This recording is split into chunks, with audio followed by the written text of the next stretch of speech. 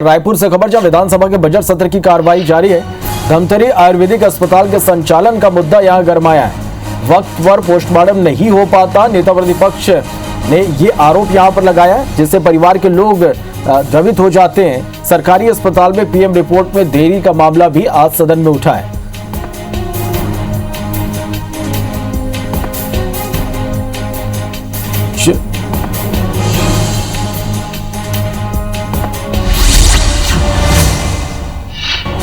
प्रबंधक जिन्होंने ये भ्रष्टाचार का काम किया है और जो जिस तरह से औद्योगिक जमीनों का आवंटन होना चाहिए था उसका पालन नहीं किया है, तो इस सदन से इनको निलंबित किया जाए।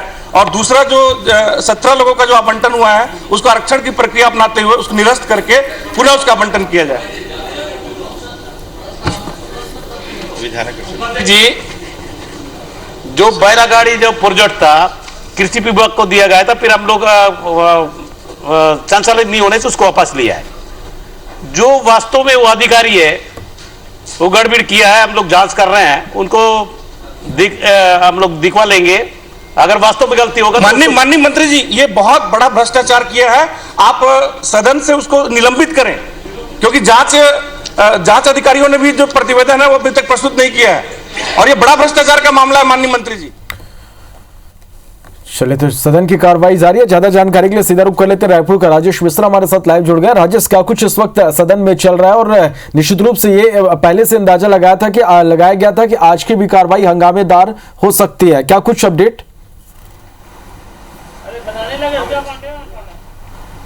जी बिल्कुल, अगर हम तीसरे दिन की कार्रवाई की बात करें तो प्रश्नकाल के दौरान आज भी विपक्षी सदस्य भारतीय जनता पार्टी के सदस्यों का रुख जो है आक्रामक दिखा। बहुत सारे मुद्दों को लेकर आज चर्चा हुई और शराबबंदी के मामले में प्लेस सरकार जो संरक्षण दे रही है इसका आरोप लगाते हुए भारतीय जनता पार्टी के सदस्यों ने सदन से वॉकआउट भी किया। आज प्रश्नकाल की शुरुआत उस समय हुई जब अजय चंद्राकर ने कहा कि कल जो स्थगन प्रस्ताव लाया गया था कानून प्रदेश में लॉ एंड ऑर्डर की स्थिति को लेकर, इस स्थगन प्रस्ताव की ग्राह्यता को लेकर जो चर्चा हो रही थी उसमें नेता प्रतिपक्ष धर्मलाल कौशिक को बोलने का मौका नहीं दिया गया। इससे भारतीय जनता पार्टी के सदस्य काफी आहत हैं और आज उन्होंने घोषणा की प्रश्नकाल शुरू होने के पहले ही कि हम भारतीय जनता पार्टी के सदस्य प्रश्नकाल के में हिस्सा नहीं लेंगे और वो शांत बैठे रहेंगे। इस पर संसदीय सचिव रविंद्र चौबे ने समझाने की कोशिश की कि जो नाम थे उसमें नेता प्रतिपक्ष धर्मलाल कौशिक का नाम नहीं था और इस तरह की परंपरा नहीं है, कल हो गया, उसके लिए उन्होंने उन्हें समझाने की कोशिश की। इसके बाद अजय चंद्राकर ने कहा कि अगर सदन ये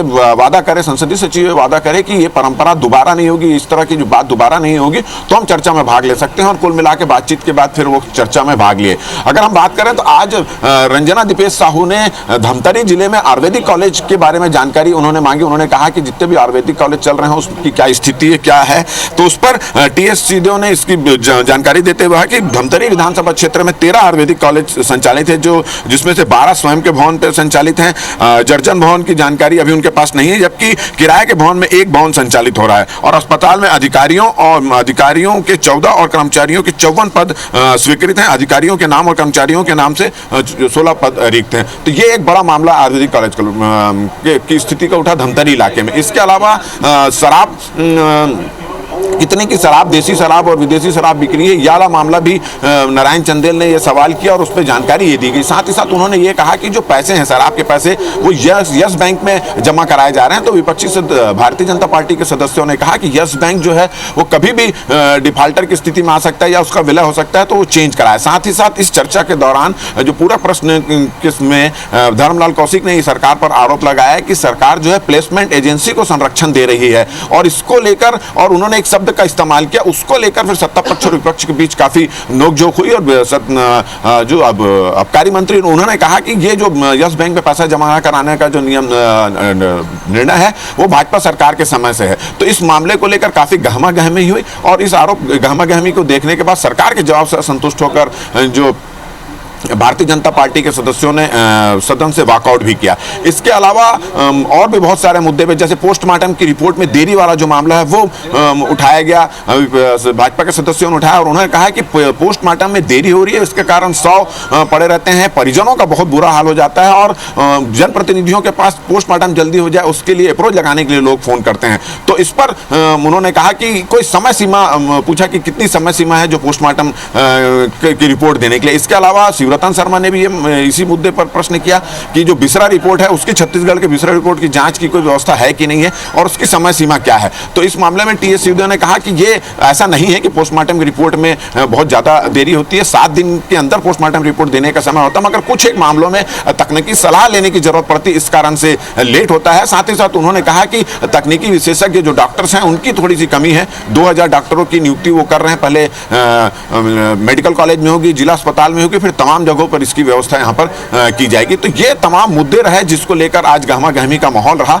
और शराब वाले जो सरकार को शराब दुकानों की प्लेसमेंट एजेंसी है उसको संरक्षण देने के आरोप में भारतीय जनता पार्टी के सदस्यों ने सदन से बहिर्गमन भी किया। जी चलिए, तो सदन से जुड़े हर एक अपडेट लगातार हम दर्शकों तक पहुंचाते रहेंगे, आप नजर बना के रखिएगा। राजेश, बहुत बहुत शुक्रिया आपका इस पूरी जानकारी के लिए।